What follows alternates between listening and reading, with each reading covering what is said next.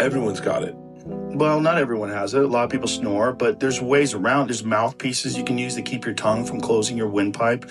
You know what I do? I put a mouthpiece in, and then I use mouth tape. I've been using mouth tape. You know, like a hostage tape? Yeah. I use that stuff. I put it over my mouth, and I sleep, and I breathe through my nose.